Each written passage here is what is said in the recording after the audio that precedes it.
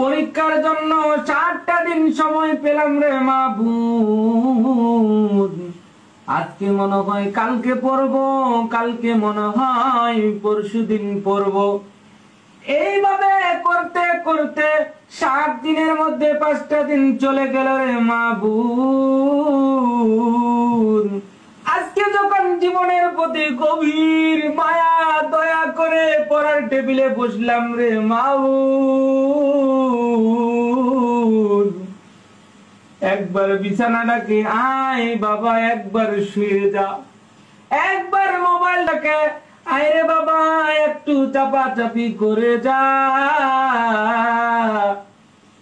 অতঃপর গভীর আগ্রহ নিয়ে যখন হিস্ট্রিক্যাল থট নিয়ে পড়ার টেবিলে বসলাম রে মাবুদ, একবার পড়ি উমাইয়া খেলাফত, আরেকবার পড়ি আব্বাসীয় খেলাফত।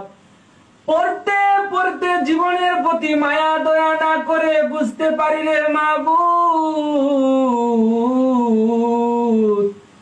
তাদের পতনের ঘন্টা কত নিষ্ঠুর, কত নির্মম ছিল।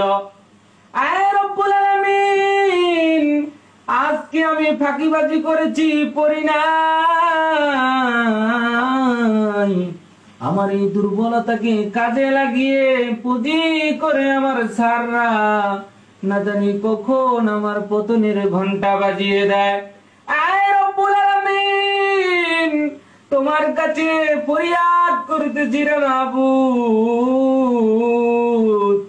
এইবার আমার মেধাকে খুলে দাও, পরবর্তী সময়ে আর আমি ফাঁকিবাজি করব না।